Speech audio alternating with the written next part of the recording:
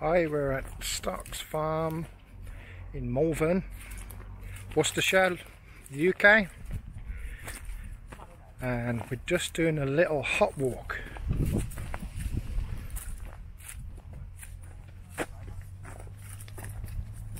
Cheers, hope you find it interesting.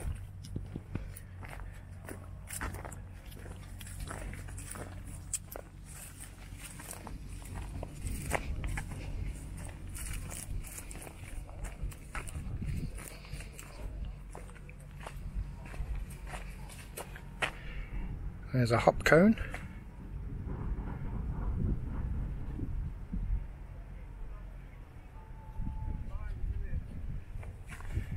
Look at all those lovely hops.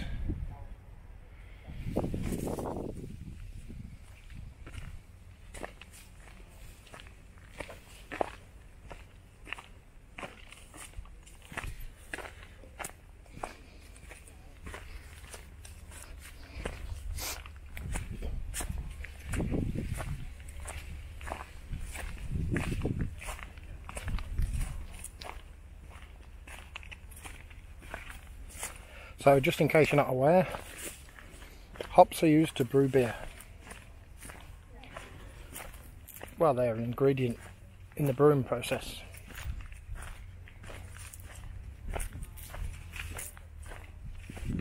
Hops, they're introduced into the boiling process of beer making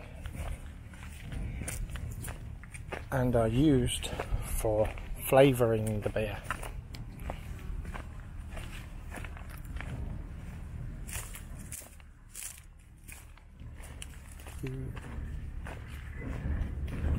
Part of the beer making process is boiling beer.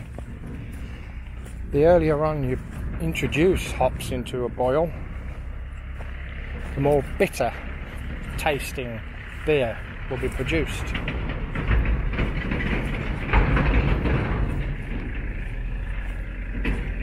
And the later hops, which are usually added right at the end of the boil,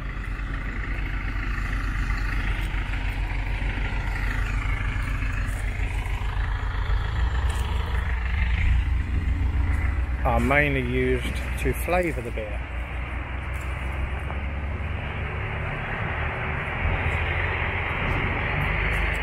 So most hops are actually added towards the end of the boil.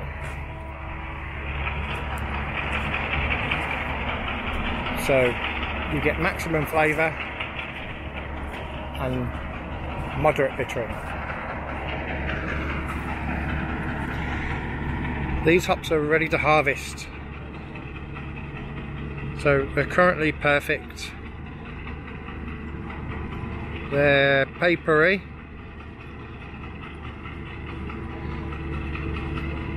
Slightly dry, but not too dry.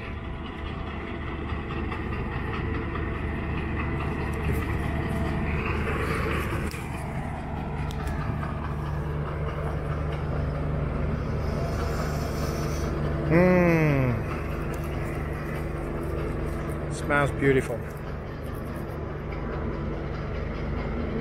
So good.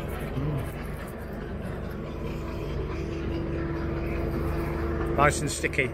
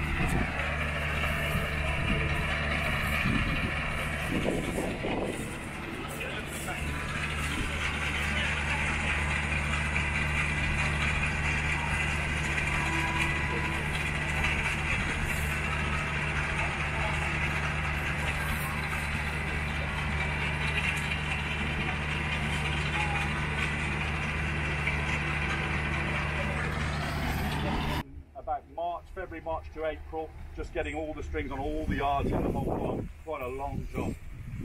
But once the string is on, then the hops can start to grow, and they'll come through, as I said, lots of little shoots will come through the ground. Our job is to select out 2 to 3. Some growers will have 4 on there, some growers will just want 2, depending on how tightly they've got them spaced in the row and how they've got tightly got them spaced here. It's all about getting the maximum amount of light into the crop. If you've got hops that go over the top like this, we call housing, and they're too crowded in, you won't get any yields from them because they won't produce cones, because the cones only get produced when there's lots of light. So this is why we have them at angles, and why we have a little gap in between, so that we can get hops all the way down. You can see these are hops all the way down.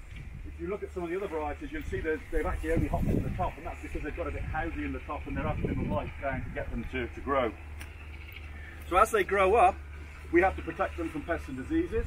We're using far less chemicals now than we ever have. The EU and the world bodies are reducing the number of pesticides that are available to growers. We pesticide every hop that comes off the farm to make sure that there isn't anything above the maximum residue levels that are permitted. So everything that you buy from us, you guarantee will be under the permitted levels for pesticide problems. We don't want anything going to a supermarket that might have the possibility of having pesticide residues in it, because that's the last thing that we want. Have a bad name for beer, bad name for hops, bad name for everything. So it's very important that we make those checks. As they grow up, pesticides are a lot safer these days. A lot more natural ingredients have been used, things like copper and sulfur being phased out, and some of the more harmful chemicals being phased out, or have been phased out. But as they grow up, you have need fertiliser on. Richard this year has done a very interesting trial in here, because there's a lot of manure being dug in. Previous to this, he planted some ryegrass up here to try and improve the soil structure in the bottom of the plant here. We found that if you, when you drive up and down quite regularly, you can see in the rows there that the tractor wheels can pack the ground quite heavily. And what we're looking to try and do is lift the soil, but without disturbing it too much, because if you can build in manure and improve the soil structure, you get a lot more earthworms. And you say, what about earthworms? What do they do? Well, they actually produce lots of little holes in the ground, which increases the roots in the soil to give you a bit more of a better growth, a bit more of a base for this mighty plant to grow from. So in about June, July, they hit the top of the wire. At the equinox, they should be there, 21st of June. And at that stage, they then start to say, instead of growing upwards, they're now going to start to grow outwards. And they start to produce what we call laterals. You can see these laterals here. And that's so they start to think about reproducing rather than just growing. And during that stage, we have, in here we've got all female plants. There are a few males. In the UK, we produce what we call seeded hops. On the continent, they produce seedless, and in the US, it's seedless. We produce seeded.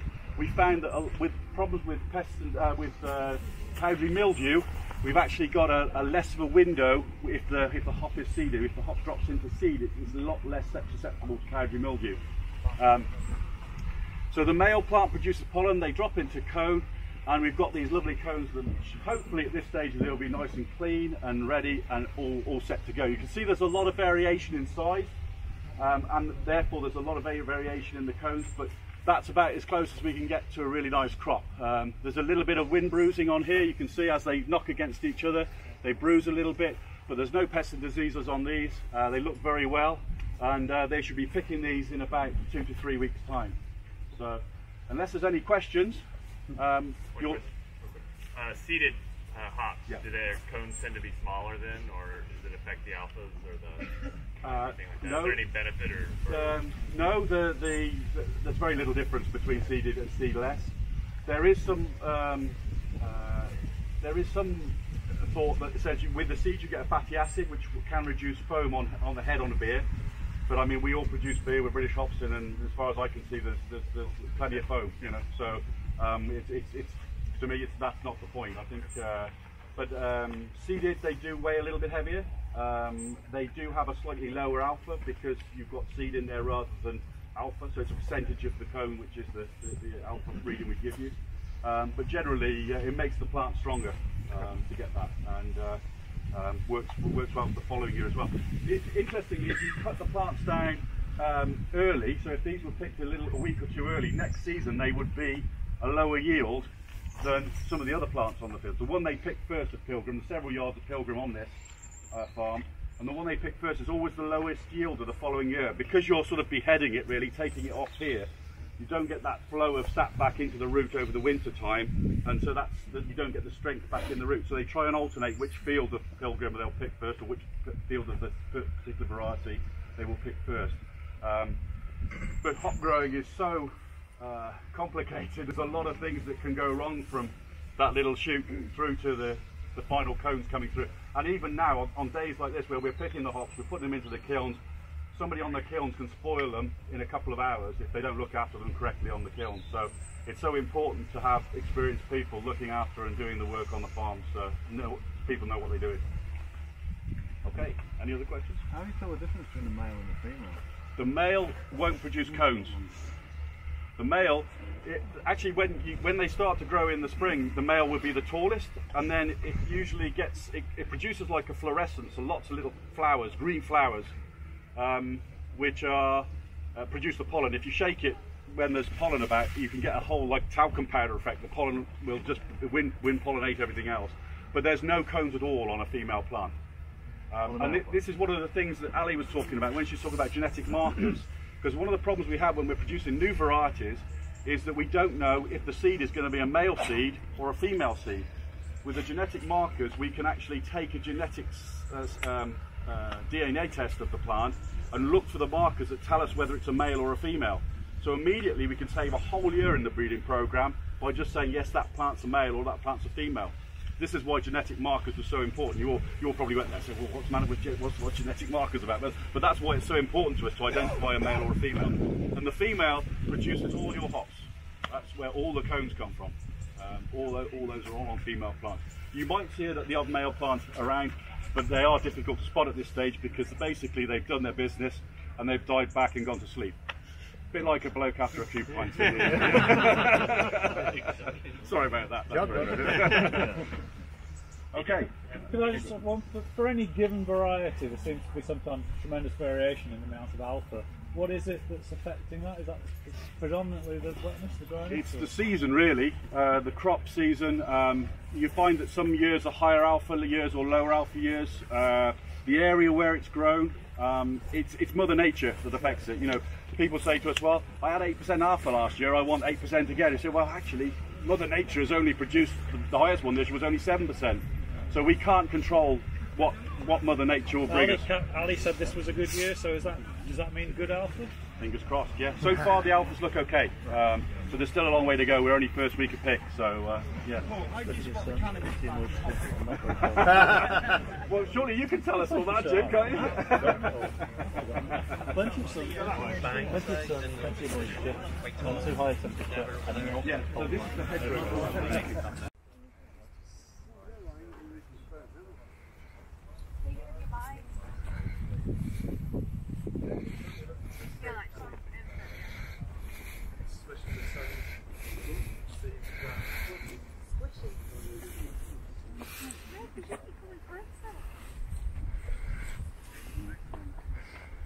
No, the story about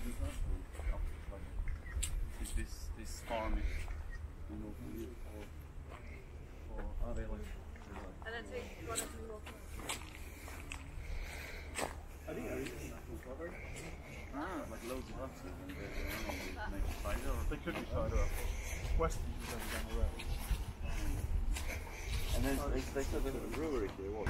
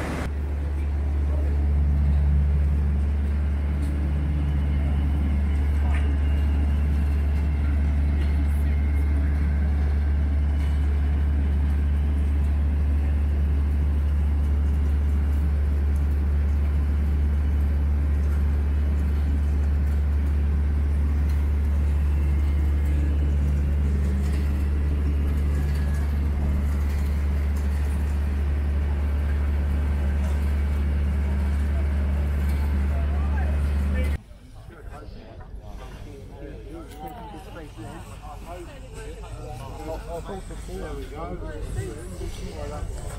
we are. Right, if you put your arms out, I'll link you up.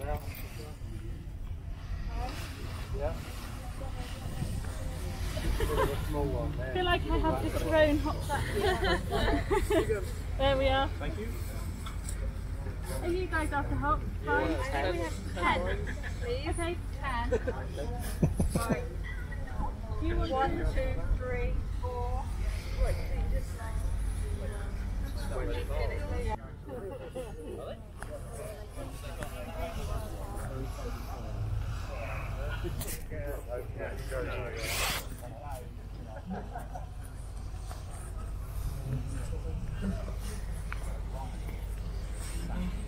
follow my arm through.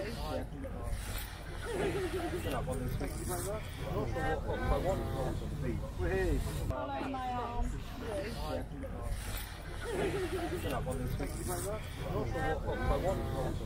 through.